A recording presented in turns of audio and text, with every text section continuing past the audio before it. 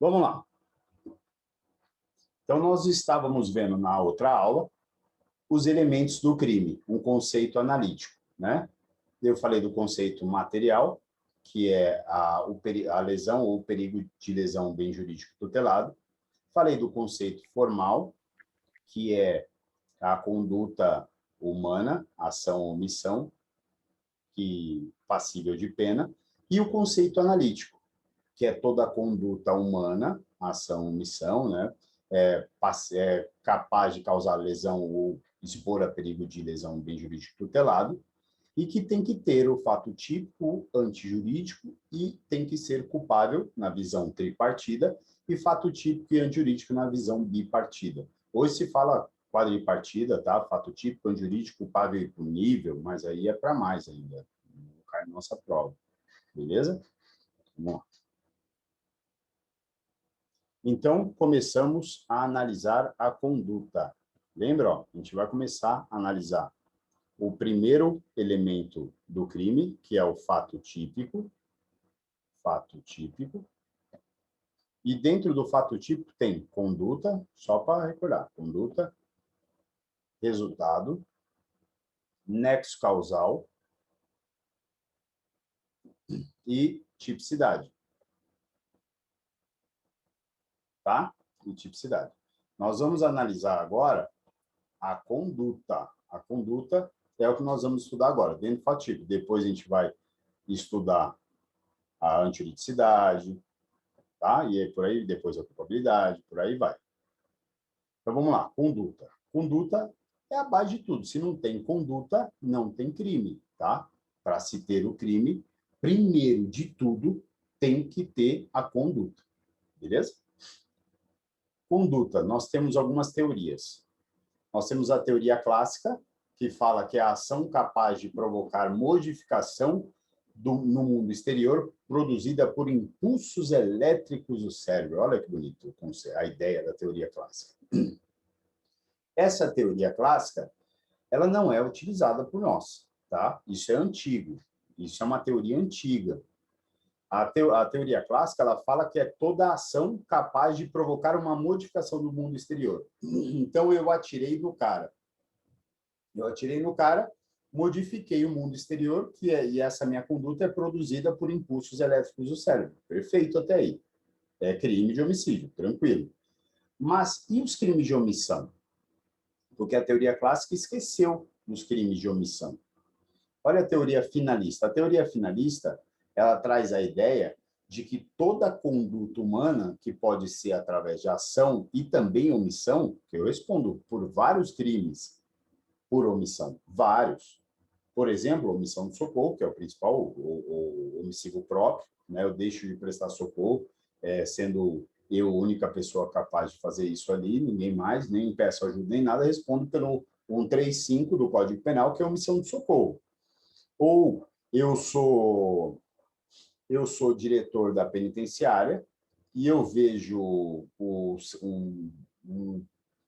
um particular, uma visita entregando um celular para um preso e eu nada faço. Eu cometo prevaricação imprópria previsto lá no 319-A, que é um crime próprio de diretor, né, ou agente da penitenciária, que tem que ter que tem o dever de vedar chegar o celular, o aparelho telefônico ou qualquer outro meio de comunicação, seja ali dentro, comunicação ali dentro ou através de dentro até o ambiente externo, eles têm o dever de vedar esse acesso do preso a aparelho telefônico, ou qualquer rádio, ou qualquer outro meio similar.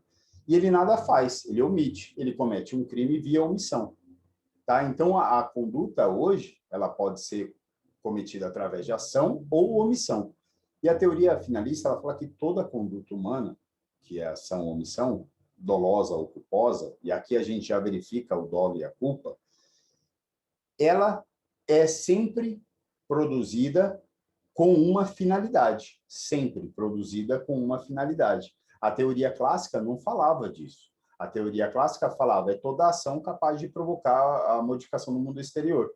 Ou seja, se eu também aquele mesmo exemplo, se eu sou sonâmbulo levanto da cama, saio correndo, esbarro numa pessoa, a pessoa bate a cabeça e morre, eu respondo por homicídio, de acordo com a teoria clássica. É uma ação que eu pratiquei, uma modificação do mundo exterior.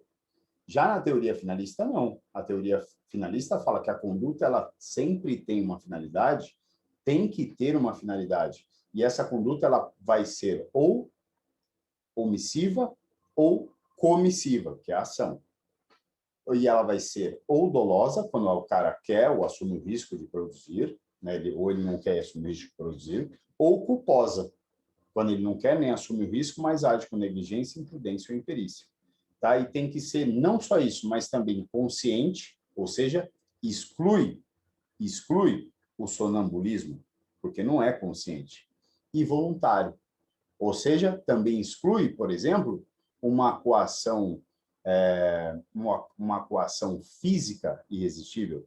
Né? Eu pego a sua mão e bato na cara do meu inimigo. Você pratica lesão corporal? Não. Não foi voluntário? Não foi voluntário. Tá?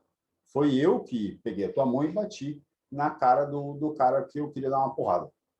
Beleza? É isso que fala a teoria finalista. Muito da hora, né? Muito louco. Muito. Então, conceito analítico de crime. Vamos ver o conceito analítico de crime. Olha só. O conceito analítico de crime, ele pode ser fato típico, jurídico, culpável e punível. Punível, não precisa nem anotar no teu caderno, porque é para mais, né? Não cai na nossa prova. É o que é adotado por Basileu Garcia e Battaglini, que são essa é a teoria quadripartida. O que a gente adota, via de regra, para a nossa prova? Fato típico e jurídico culpável. Essa visão aqui tripartida, tá? Que é adotada por Nelson Hungria, Aníbal Bruno. Aníbal Bruno é um autor que eu admiro demais, tem até livro dele, acho muito bom.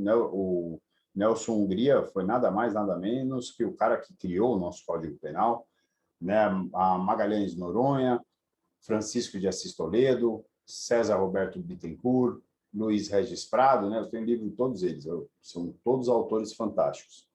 E quem adota a teoria bipartida é René Ariel Dotti, Damás Jesus e Mirabete, também tem obra deles. Essa é a visão bipartida. A visão bipartida, a gente vai ver se a gente responde dessa forma lá na Cadepol, tá? Agora, a nossa preocupação é essa daqui. É isso aqui que a gente vai estudar, tá? A tripartida. Teoria finalista, né? Eu já falei para vocês. Nós adotamos a teoria finalista, beleza? Teoria finalista, tripartida. Tranquilo? Então, vamos lá. Fato típico. Fato típico. Lembra? Fato típico é conduta, resultado, nexo causal e tipicidade. Então, fato típico nós temos conduta, isso já caiu em prova, tá? Se não me engano, já caiu em prova. Já perguntaram os elementos do fato típico. Conduta, resultado, nexo causal e tipicidade. Conduta, resultado, nexo causal e tipicidade. Aí que nós vamos estudar aqui. Primeiro, vamos começar com conduta ainda, não terminamos. E na conduta a gente vai verificar se ela é praticada via ação ou omissão. Nós vamos verificar também se ela é dolosa ou culposa, tá? E depois de saber isso, a gente também tem que saber, né, se ela foi voluntária, se ela foi consciente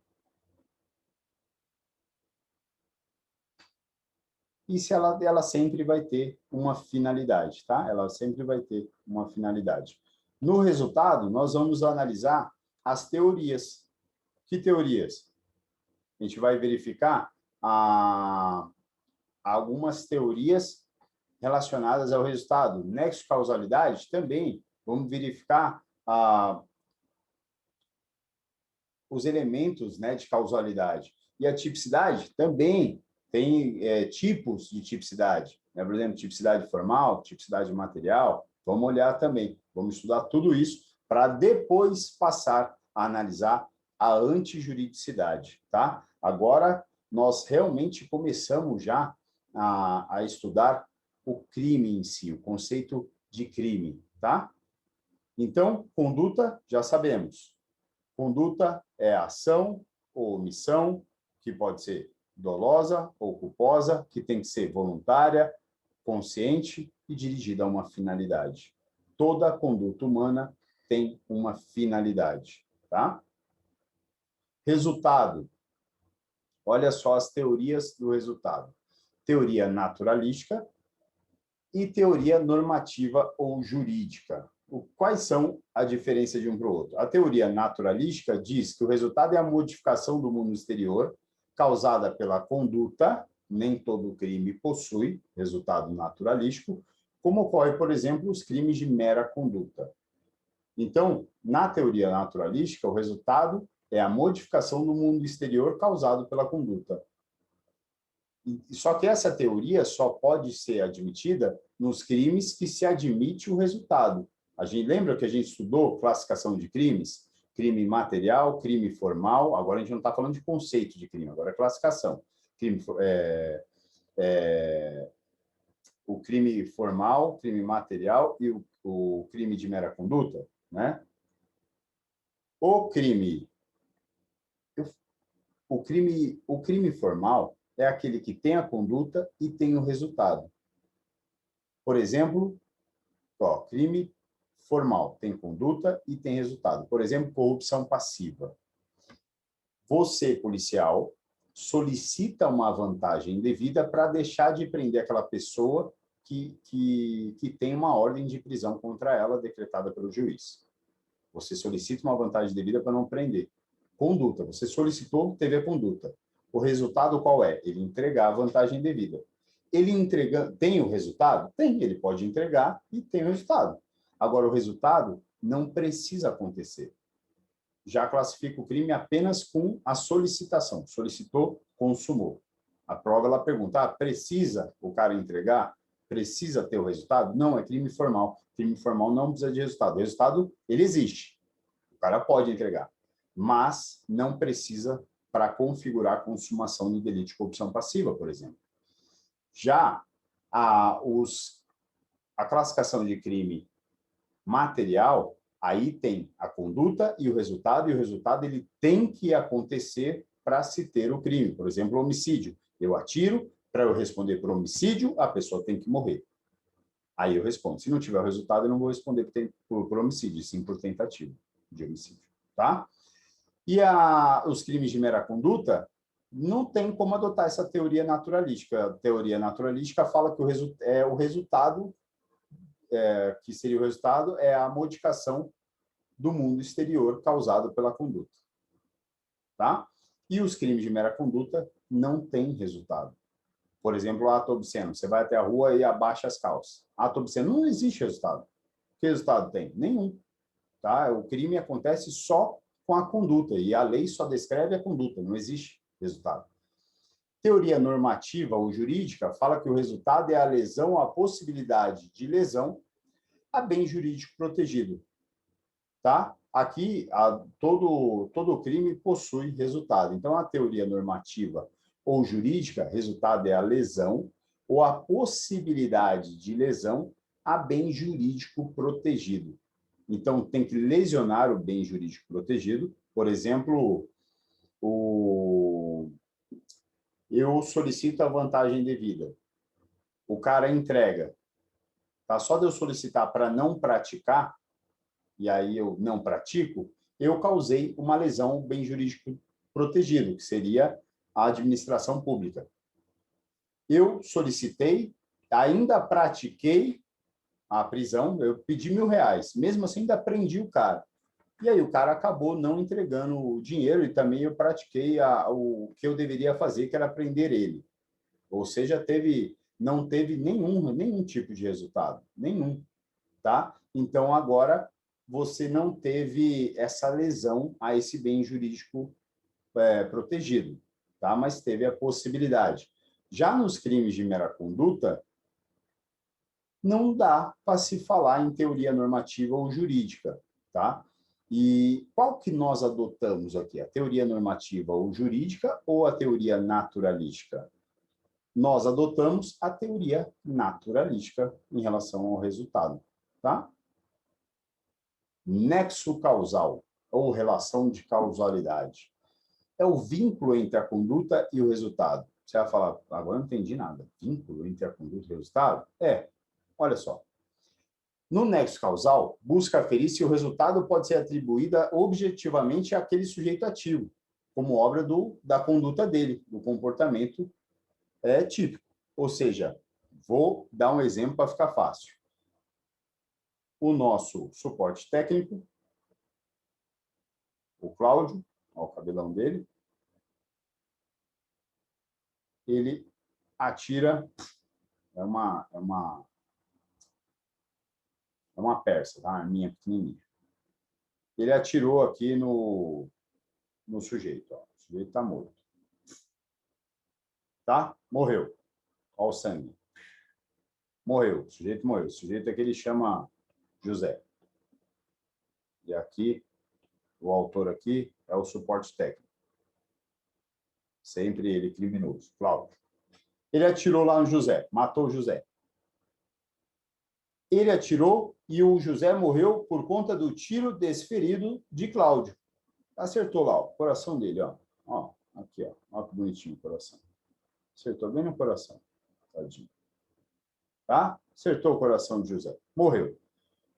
A conduta do Cláudio deu resultado à morte de José. Existe um elo? Existe um vínculo? Existe um nexo causal? Foi a conduta de Cláudio que deu resultado? Morte a José? Sim. Se sim, existe, então, aqui o nexo causal, um elo de causalidade, uma relação de causalidade. Olha só um outro exemplo agora. Olha um outro exemplo, que legal. Agora vai ficar fácil. Vocês vão ver o que é o nexo causal. Olha que barato. O Cláudio está aqui, cabeludo, pá, a arma, agora ele aumentou a arma, agora é uma Desert Eagle, e aqui está o José, mortinho. Mortinho. Tomou um tiro ainda, tomou um tiro. No coração, tomou um tiro no coração. Só que, o que eu quero falar para vocês? José tomou um tiro no coração, a conduta praticada pelo Cláudio, só que o José, ele teve o resultado morte, só que esse resultado morte se deu por conta dessa situação aqui, ó. Um ônibus de viagem, o que aconteceu foi o seguinte, olha a história. Cláudio atirou no José, José tomou o tiro, mas não sentiu nada. Não sentiu nada. Pegou no coração ali, mas não era nem suficiente para matar, sabe? Pegou ali, só encostou. Só encostou. Nem ia morrer. Ia para o hospital. E ele estava atravessando a rua, felizão. Falou, nossa, nem morri. Estou indo para o hospital. Só que vem um ônibus no o farol vermelho lá e, ó, acerta José. Então, a conduta do motorista aqui, ó, do ônibus, é que deu resultado morte a José. Existe um nexo causal? Existe uma relação de causalidade da conduta do Cláudio e a morte de José? Não. Então, não existe nexo causal.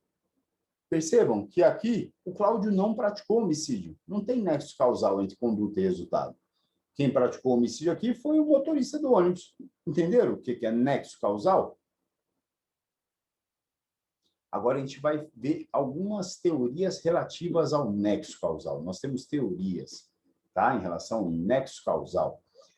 Primeira, a teoria é a teoria dos antecedentes causais, né, da equivalência das condições, da condição simples, da condição generalizadora ou conditio sine qua non, condição sem a qual. O que fala aqui? Teoria dos antecedentes causais, né? Equivalência das condições, ou conditio sine qua non. É a condição que, sem ela, não traria o resultado. considera-se causa todo fato humano sem o qual o resultado não teria ocorrido. É isso que diz aqui. Considera-se causa toda ação ou omissão, todo fato humano, que sem essa conduta, sem esse fato humano, não teria produzido resultado. Né? Por exemplo, olha só.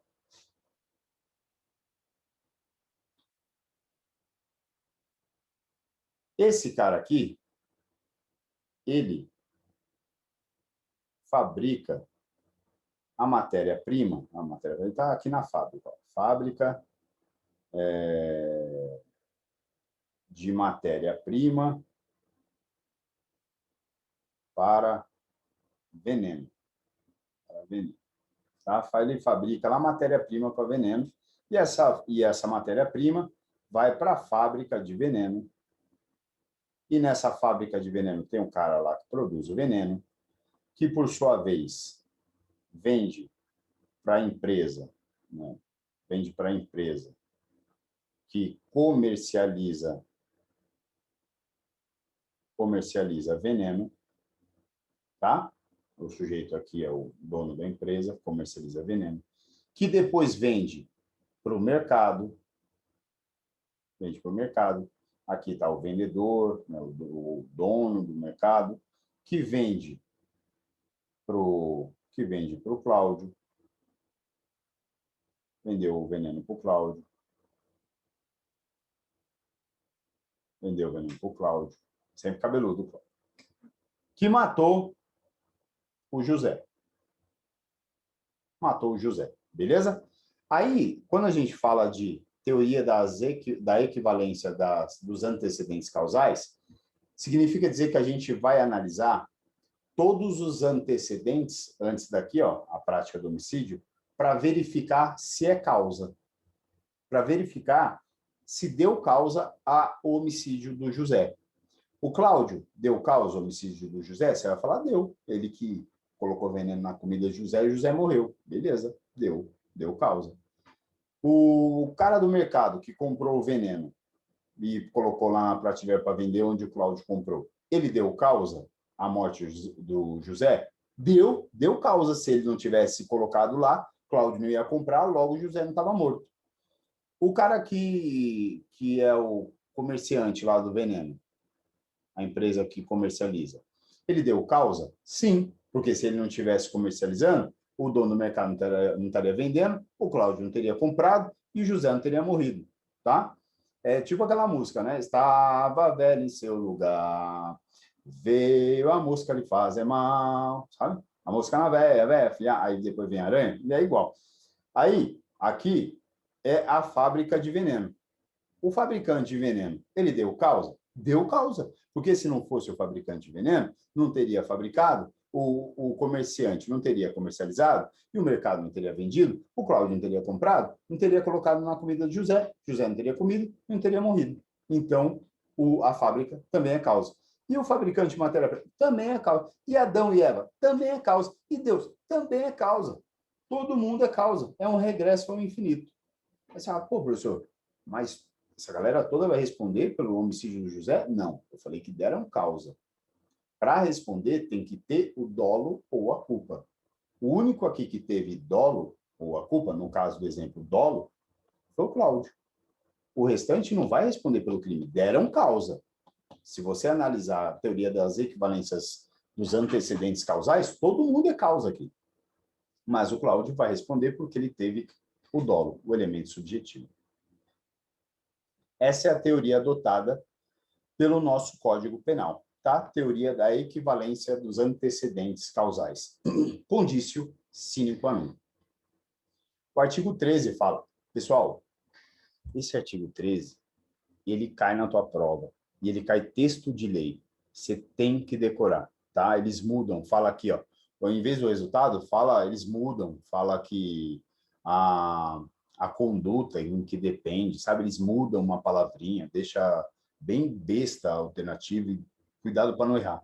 Então, o que diz? Tem que decorar. O resultado em que depende a existência do crime somente é imputável a quem lhe deu causa. Ponto. Considera-se causa toda ação ou omissão sem a qual o resultado não teria ocorrido. Tá vendo? É um regresso ao infinito. A ação ou omissão Se não fosse o fabricante de matéria-prima, não teria o fabricante de veneno produzido veneno, que não teria o comerciante comercializado e não teria o cara do mercado vendido, o Cláudio comprado, o José morrido. Tá? Todos tiveram aqui uma ação, sem a qual o resultado não teria ocorrido. Se você excluir um deles, o Cláudio não teria morrido. Por exemplo, lá no nosso desenho aqui, vamos colocar aqui, ó, aqui no meio tem uma padaria, ó, padaria. Tá aqui a padaria. Aqui é a padaria. O que acontece? O comerciante, antes de levar o veneno lá para o mercado, ele passa na padaria, compra um x-salada e come x-saladinha dele, tá? Tá lá, come x-salada, pá, e aqui tá o padeiro. De todos esses aqui, todo mundo é causa? Todo mundo praticou ação, omissão para o José morrer? Não, todo mundo, menos a padaria. Se você excluir a padaria, José morre do mesmo jeito. Se você excluir o fabricante, José não morre. Não com esse veneno, entenderam? Então, esse veneno que ele ingeriu e veio a falecer, todo mundo que teve participação nisso, mas e a mãe do fabricante de matéria-prima, a mãe desse primeiro cara aqui, também é causa, porque se ela não tivesse transado com o pai, ele não teria nascido. Todo mundo é causa que participou, tá? Que de alguma forma aqui participou. O dono da padaria não, que não tem nada a ver, tá? Não sei se ele foi o pai do Cláudio ou do cara do mercado, certo? Entendeu? Todo mundo que de alguma forma teve uma ação, eu tive o meu filho vendeu uma arma que o outro matou. Eu, pai do cara que vendeu a arma para o criminoso, sou causa.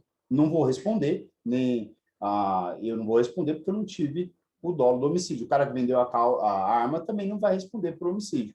Vai responder por porte ilegal de tráfico de arma, porte ilegal de arma, dependendo do que aconteceu, se ela realmente foi legal, tá?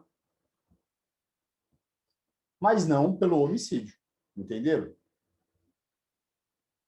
Então precisa decorar isso aqui. O resultado em que depende a existência do crime somente é imputado a quem deu causa. Considera-se causa toda ação ou omissão sem a qual o resultado não teria ocorrido. Teoria da equivalência dos antecedentes causais, ou, em latim, conditio sine qua non. Nós temos também as concausas. Dentro da teoria da conditio sine qua non, temos as concausas. Temos as concausas absolutamente independente e as concausas absolutamente dependente. Vamos estudar elas. As absolutamente independente, aqui, em tais hipóteses, a conduta do agente não possui relação alguma com o resultado. Não possui. Então, a conduta do criminoso não tem relação com o resultado da vítima. Você vai falar assim, pô, como assim? Lembra que eu disse para vocês que o Cláudio atirou no José, só que o José não se machucou, né? Ele tomou o tiro ali, mas ele estava super bem. Ele atravessou a rua, vem um ônibus desgovernado e matou o José. Isso é uma concausa absolutamente independente em relação à conduta do Cláudio. O Cláudio atirou, mas não foi a conduta dele, o tiro, que matou José, e sim o atropelamento. Isso é absolutamente independente, tá? Aqui, a conduta não tem relação alguma com o resultado morte. Beleza? Você vai falar assim, pô, mas se o Cláudio não tivesse atirado, talvez ele teria percebido o ônibus vindo, não teria atravessado, tal, não sei o quê. Não é isso que resolve. Você vai resolver da seguinte forma: foi o Cláudio que matou ou foi o ônibus que atropelou? Foi o ônibus que atropelou que causou a morte, certo? Então, a conduta do Cláudio não deu causa ao resultado, perfeito? Então, é absolutamente independente. Nós temos, quando a gente fala em causas absolutamente independentes, nós temos pré-existente, que é a primeira, são três, a gente vai ver, pré-existente, que é pré-existente absolutamente independente. Aqui a causa que produz o resultado existia antes da conduta do agente. Dá um exemplo. O Cláudio atirou no José. Atirou no José, tá? Só que José, ele já estava para morrer. Ele saiu correndo do hospital, que ele estava entubado por conta do Covid. Ele já estava com Covid já há alguns dias. Ele já estava para morrer, já. Já estava para morrer. E aí ele sai do hospital, o Cláudio vê o inimigo dele, José, dá um tiro. E aí o José morre, mas ele morre porque o pulmão dele já estava todo ruim por conta do Covid. Não foi o tiro que matou. Foi uma causa que já havia antes, pré-existente. Já existia antes da conduta. No nosso exemplo, o Covid. Concomitante, né? São causas absolutamente independentes, concomitante, ao mesmo tempo, tá? Pré-existente, antes da conduta. Concomitante, ao mesmo tempo. Então, o que é aqui? A causa que produziu o resultado surge no mesmo instante da conduta do agente. Então, o que acontece? Eu atiro contra o... Não, eu não, Cláudio que comete os crimes, aqui no nosso exemplo. Cláudio atira contra José. Só que, no mesmo momento em que ele atira contra o José, no mesmo momento, acertou e, ao mesmo tempo, o ônibus acertou. No mesmo momento. E o ônibus acertou em cheio a cabeça do José, e o José morreu de traumatismo craniano na hora. Na hora. Quem matou o José foi a porrada do ônibus. Apesar do Cláudio ter acertado o tiro na cabeça de José também, foi verificado através de autópsia que quem morreu, a causa da morte, né, foi causada pelo atropelamento e não pelo tiro. Beleza? Concomitante, absolutamente independente. E superveniente, absolutamente independente. É o que vem depois, tá, da conduta. A causa que produziu o resultado surge posteriormente à conduta do agente. É o primeiro exemplo que eu dei. Cláudio deu um tiro, o cara saiu andando, foi atropelado pelo ônibus. Tá? Ou outro exemplo, o exemplo clássico, que todo mundo fala. Cláudio deu um tiro, acertou na panturrilha de José. Veio a ambulância colocou o José dentro da ambulância e saiu disparado para chegar no hospital, correndo. Só que passou numa lombada com tudo, perdeu o controle, capotou, José teve traumatismo craniano e morreu. Morreu. Percebam que ele morreu por traumatismo craniano, morreu por conta da ambulância capotando. Ou outro exemplo, o Cláudio atirou, tal, ele foi para o hospital, está lá no hospital, na maca, lá, esperando ser atendido, o Lúcio do hospital cai bem na cabeça dele. Pá! Morre. Percebam que são duas causas, dois exemplos, que as causas do resultado morte acontecem depois da conduta do Cláudio, depois, por isso é superveniente, e são duas causas absolutamente independentes. Quem matou o José? Não foi o Cláudio. Não foi o Cláudio. Aí você vai falar, mas se ele não tivesse atirado, ele não teria ido na ambulância que capotou? Se não tivesse atirado, ele não estaria na maca embaixo do Lúcio que caiu na cabeça dele? De novo, não é isso que tem que ser questionado. O que tem que ser questionado é, o Cláudio matou? Foi ele que causou a morte? O José morreu por conta do tiro? Não.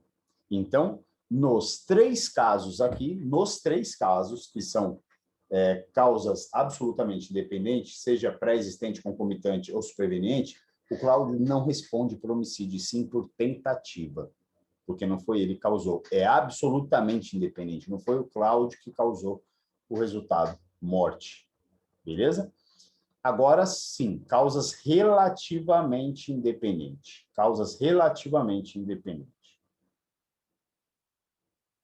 Aqui, as duas causas interligadas produzem o resultado. Uma causa não produzida pelo agente, mais mais a conduta deste. Tá? Então, pré-existente, relativamente independente, são duas causas interligadas, pré-existente a conduta do agente, que produzem o resultado. Vou passar e depois vou explicar, por conta do tempo. Concomitante, relativamente independente, que são duas causas interligadas ao mesmo tempo, né, da conduta, que produzem o resultado e E superveniente, como vocês já sabem, são as causas que acontecem a posterior à conduta do agente que produz o resultado, tá? Mas isso aqui a gente vai ver depois no próximo bloco, porque já está dando tempo aqui, e a gente volta com mais concausas, tá? Teorias das concausas. A gente está estudando, então, nexo causal. Já estudamos conduta, já estudamos resultado, agora estamos no nexo causal, depois vamos para a tipicidade. Não vamos perder a linha, não vamos perder o foco de onde a gente está. Beleza? Até daqui a pouco. Um forte abraço.